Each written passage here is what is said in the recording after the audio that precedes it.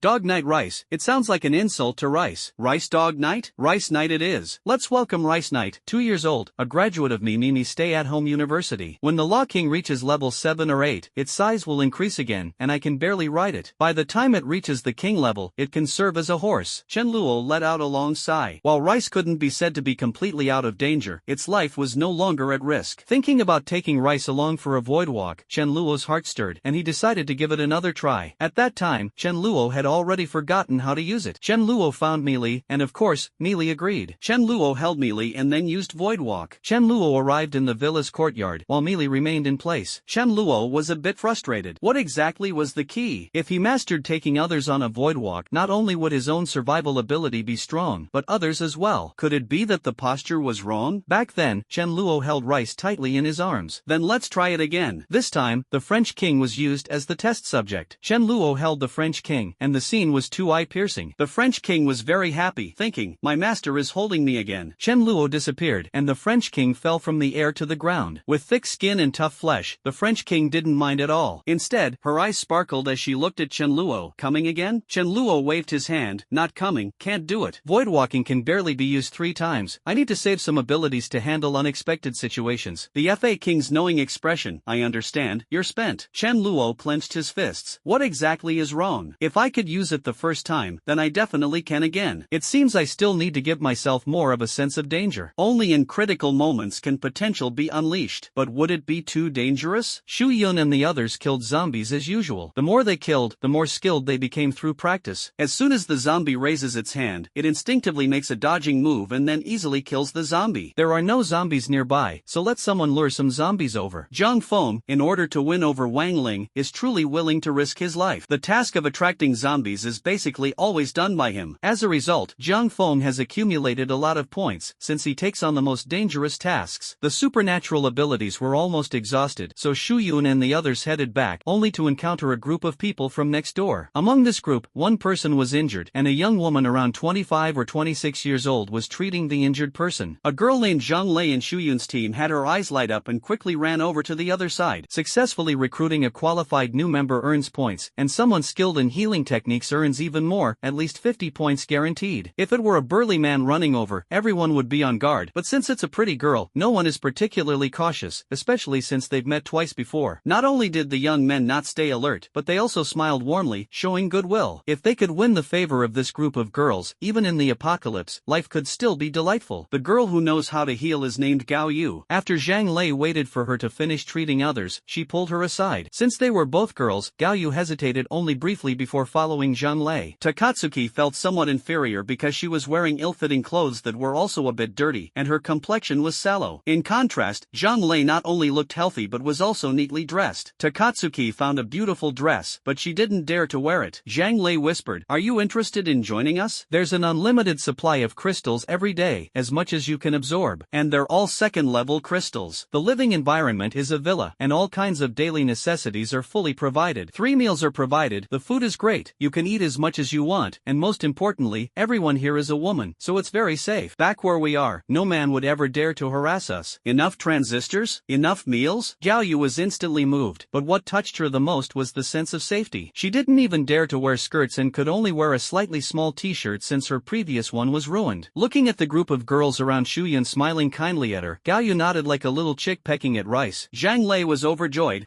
50 points in the bag. Of course, Zhang Lei wouldn't spend them. She planned to save up to 300 points to become an elite member, enjoying a private room and meals just like Shu Yun and Wang Ling. The others looked at Zhang Lei enviously. Damn it, Zhang Lei got ahead of them. Zhang Lei asked, there's nothing over there that needs to be packed, right? We have everything on our side, so don't bring anything unless it's important. Gao Yu shook her head. No. Another group of people watched as Gao Yu and Shu Yun's group left, completely dumbfounded. Wait, did they just take our treasure? They didn't dare to make a move because they had seen that Shu Yun and the others were different from them. They fought zombies head-on with real weapons, unlike them who relied on ambushes and traps. They are only a small group together, scattered across multiple streets to ambush zombies. Otherwise, would over 100 people ambush a single zombie? After Gao Yu joined, she directly became an ordinary member. A priest appears only among 500 to 600 people. The probability is indeed quite low. As long as she has no malicious intent, she doesn't need to start as a new member like ordinary people. Capable people can, of course, be treated specially. Gao Yu has a decent talent and can absorb 2 level 2 crystals in a day. Chen Luo generously credited Zhang Lei with 100 points. At lunchtime, looking at the small amount of beef in her bowl, Gao Yu shed tears of excitement. Upon learning that 1 point could be exchanged for 2 large slices of beef, Gao Yu instantly decided, I need to recruit people. 2 slices of beef redeemed with 1 point are really large. If it were the thin slices like those in Blue State Ramen, wouldn't that be infuriating? Might as well not give any. There's quite a bit of beef. Even if you use ice to keep it fresh every day, it will spoil if not eaten in time. So Chen Luo was very generous, encouraging members to earn more points. Takazuki had stayed at the original base for quite a while and clearly knew who met the criteria. Beautiful girls could have their conditions slightly lowered. 2 crystals would be enough. A base with many beautiful girls is even more of an advantage than having numerous experts. Chen Luo estimated that even if no crystals were required, many male members would wholeheartedly support his decision. Once they find someone they like, coming together helps strengthen the cohesion of the base. It's not just Gao Yu who wants to recruit people, others are also tempted. If they can recruit another talent like Gao Yu, that's 100 points. Even at the fastest pace, it would take a month to earn 100 points, as there are still significant daily basic tasks to complete. Additionally, there were originally many people near Chen Luo who wanted to join him but didn't meet the necessary conditions. After the roads were connected, many people joined the larger group and spontaneously helped Chen Luo with promotion. There weren't many entertainment activities, just boasting and casual chatting. The people in the villa area are truly impressive. Not only are they strong, but they also have lots of girls. I don't know what they're eating, but everyone seems to be in great spirits. It's just too dangerous. Paying enough crystals is only the basic requirement, and every day you have to hand over at least 5 crystals, which means killing 5 zombies. Originally, I had gathered 3 crystals, but when I saw the conditions, well, isn't that just asking for someone's life? Hey, I heard from the people over there that killing zombies is to accumulate combat experience. Otherwise, as the zombies get stronger and you don't, it's just waiting for death. They often lose people too. I don't have the guts for that, so I just wait for them to clear out the zombies. The speaker may have said it unintentionally, but the listener took it to heart. If there were a way, who would willingly stay with trash? When zombies come, they run faster than anyone, yet the supplies they get still have to be evenly distributed. The bold ones wanted to organize a team to raid some crowded supermarkets but couldn't gather enough people. Survivors unwilling to live in such a precarious state, upon hearing about a base like Chen Luo's, actively sought it out during the day. But such people were ultimately in the minority, killing at least 5 zombies daily and repelling countless others. There were also those unwilling to submit, thinking they were strong and refusing to become someone else's underling. In 2 days, more than 30 people joined, which is much higher than usual. Chen Luo welcomed everyone without exception. Except for special abilities, all new members had a probationary period, so it didn't matter. Chen Luo wasn't short on rice. The remaining people were dumbfounded. You took away the elites and left us, this group of useless ones? Not only was Chen Luo recruiting, but there was also another group recruiting people. The neighbors of the neighbors, these useless people, immediately joined when they saw someone recruiting, quickly finding a meal ticket first. You have to take care of us. Shu Yun ran into this group when she went out. The leader of this group is called Zhang Kuan, nicknamed Kuan Gu. Before the apocalypse, he was a troublemaker, and with his rich fighting experience from before and decent talent, he thrived in the post-apocalyptic world. Zhang Kuan smiled and said to Shu Yun, "Sister, how about joining us? Stick with me, and you'll enjoy the good life." As he spoke, Zhang Kuan took out a pack of packaged braised duck legs he had prepared for himself. "You're using this as a test?" Shu Yun frowned and directly refused. refused. Zhang Kuan felt displeased. No woman he had encountered after the apocalypse had ever rejected him. However, Shu Yun's side also had quite a number of people, and he was only part of the group. The number of people on Chen Luo's side kept growing, reaching 168. Shu Yun had a walkie-talkie, and with just one call, 70 to 80 people would rush over. Seeing the imposing manner of Chen Luo's group, Zhang Kuan didn't dare to act forcefully. The other side wasn't too excessive, so Shu Yun wouldn't fight them to the death. Zhang Kuan rubbed his chin, watching Shu Yun's departing figure. There was a useless person who had been upset for a long time because he couldn't join Chen Luo's side, and took the opportunity to say, "Koenge, I know them. They live in the nearby villa area and have scavenged all the supplies originally near us, leaving us with nothing to eat and forcing us to chew on raw rice. They don't have many people, only a little over 100. You can tell from their appearance that they're eating well. They have plenty of supplies." Zhang Kuan's heart skipped a beat. Plenty of supplies? Their supplies aren't much. With so many people eating dry food, places with abundant supplies also have more zombies. And Shu Yun is very envious. If you don't want to join, then I'll beat you until you do. Zhang Kuan carefully inquired about Chen Luo's situation, but there was very little information. All he knew was that although the number of people was small, each one could be considered an elite. Zhang Kuan's side had only a little over 300 people. Thinking about his neighbors, who happened to be people he knew before the apocalypse, Zhang Kuan immediately had an idea. Join forces with them to seize the girls on Chen Luo's side, as well as their supplies. This group of people is none other than Zhao Hai. Taking a detour is only a dozen or so miles, and the straight line distance is just 7 or 8 miles. Zhang Kuan found Zhao Hai, and Zhao Hai was surprised. Zhang Kuan is also in this area? Before the apocalypse, Zhang Kuan wasn't even qualified to carry shoes for Zhao Hai's underling. Song Ling. Zhao Hai had only met Zhang Kuan once. Song Ling laughed and said, "Kuan, what's the matter?" Zhang Kuan said with a forced smile, "Song Ling, I'm the boss of hundreds of people now. Isn't it inappropriate to keep calling me Kuan? How about calling me Brother Kuan from now on?" Zhang Kuan felt very pleased in his heart. "Before the apocalypse, when I saw you, Song Ling, I could only bow and scrape, but now things have changed. I'm a boss too, with more people than you." Zhang Kuan felt that Song Ling was no longer qualified to talk to him. Song Ling was taken aback, then burst into laughter and said, "That's true, Brother Kuan. My apologies, it was my fault. Let me make it up to you." Being able to yield and adapt is the mark of a true man. Song Ling didn't care about such superficial pride at all. Zhang Kuan smiled with satisfaction and said, "Here's the thing, Brother Hai. There's a group of people constantly poaching, and they have a lot of supplies, at least dozens of tons of rice. How about we work together on this?" "Brother Hai, you wouldn't want your people to be poached either, would you? It's the villa area in the east." Zhao Hai was stunned. "There's only one villa area in the east, right? Are you talking about Chen Luo? My people have already been poached." Well,